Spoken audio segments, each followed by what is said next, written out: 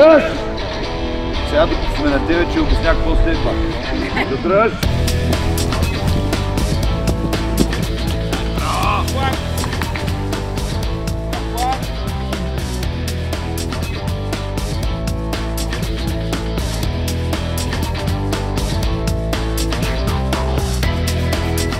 Връщай горе ръцете. Оп! 2 леви, десен, прав. Оп! 3 удара, 3 стъпки. Вървите напред и гледате в земята. Удара не е долу, удара е горе пред тебе. Тук адресираш, тук ти е противника. Всичките удари трябва да са насочени, погледът трябва да е насочен към ударите, не в пръстите. Айде, 2 леви, десен, прав. Оп! Гледай напред, аз за какво си говоря въобще. Оп!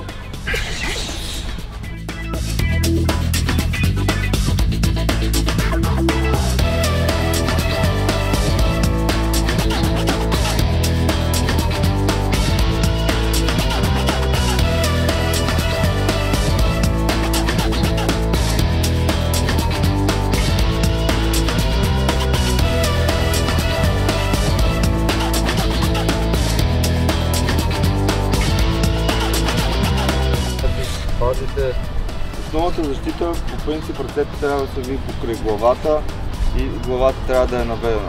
Показваме защита от всички видове удари. Значи главата не се дърпа, ръцете не се дърпат напред също, ръцете са покрай главата.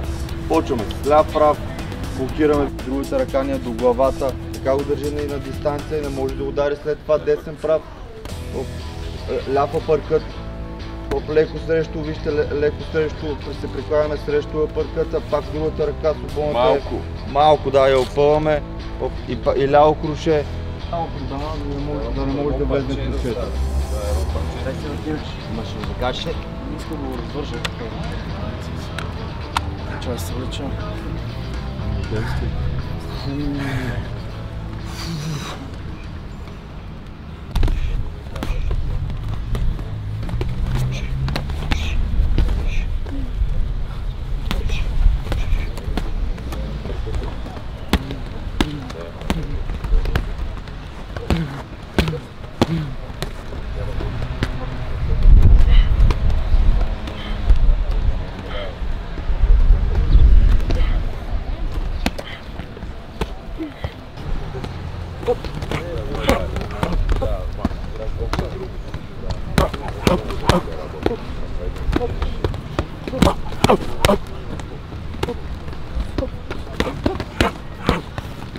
Не е прекалено много, Киро не гледа надолу, пак гледа към него, вижте. Не се навежда, не се накланя. Просто леко хем скъсява дистанцията, удара не става силен, защото скъсяваме дистанцията, отбиваме удара.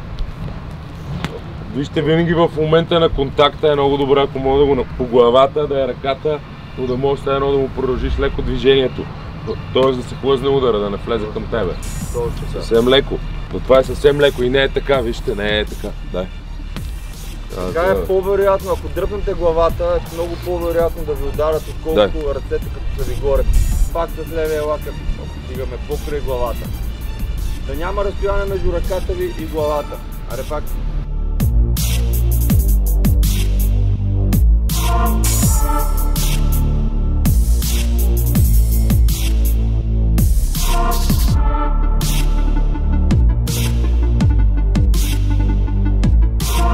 Ръката да дойде пред лицето, разбирате, защото ще те удрят, нали, в лицето. Почваме с отдолу. Ляв лакът, вижте, долу влиза с крачка напред. Тук, ако усещаш, че е силен противник, че е много такова, мога да си фанеш и тук другата ръка.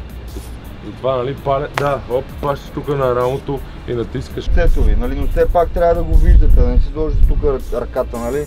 Тук пред вас защитавате с предмишцата. Десен лакът отдолу.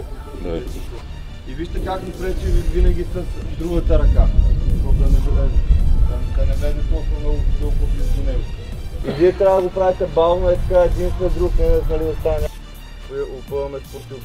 Левия лакът отстрани, дигаме още повече ръката покрай главата и сега на десния, вижте, сменяме. Оп, сменяме. Че говорите? Порик ръката. Да. Ай сега отдолу, десния. Същото. Нали, винаги има и други неща, които може други начини, по които може да блокирате, но това са основните. Това трябва да го знаете задължително, трябва да го правите на тренировка, да го пробвате всеки един ден. Точка за другия. Иди горе ръката. Колкото по-резко дръпна с ръката я прибера, оп, толкова по-бързо ще направя назад лимбек с полукрачка назад и на пръсти. Много важно, защото ако го направиш назад и на пета, оп, и ще излезеш. Тоест за следващото движение не мога да направя контратак. Дай пак само хайки. Оп, не мога тук се върне и сега мога да работя аз. Не, само преш. Хоп, виж, хоп, и рамото ти покрива. Дай пак. Да, давай пак. Не, си цялото, давай цялото, давай. Блок, захват, лимбек. Хоп, штрак, виж. Да, ари обратно. Давай. Блок, захват, лимбек. Браво, ай пак, работете точно.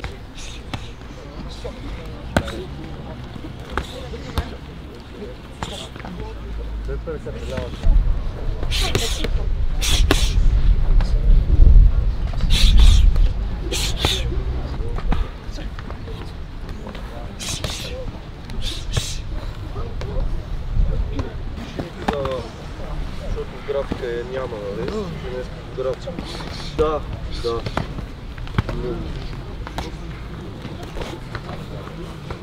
Ей сега, като слушам.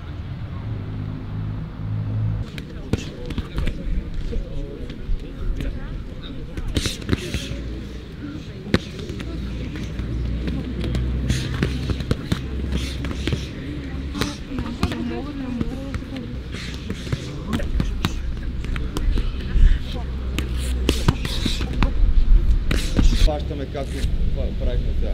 И пускаме. И веднага Киро продължава също нещо. Ляв, десен, Мартин блокира. Дига ръката горе.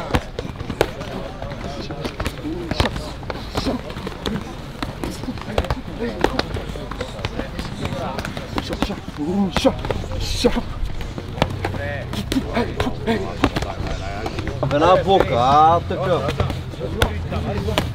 Айде пак, веднага блок. Така.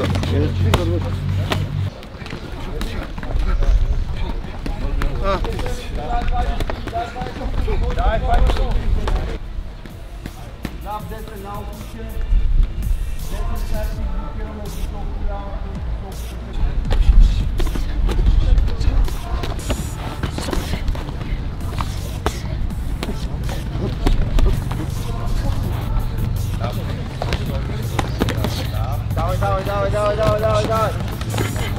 Още по-бързо.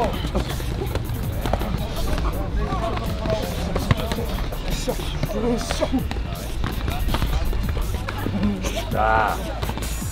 Не събира краката.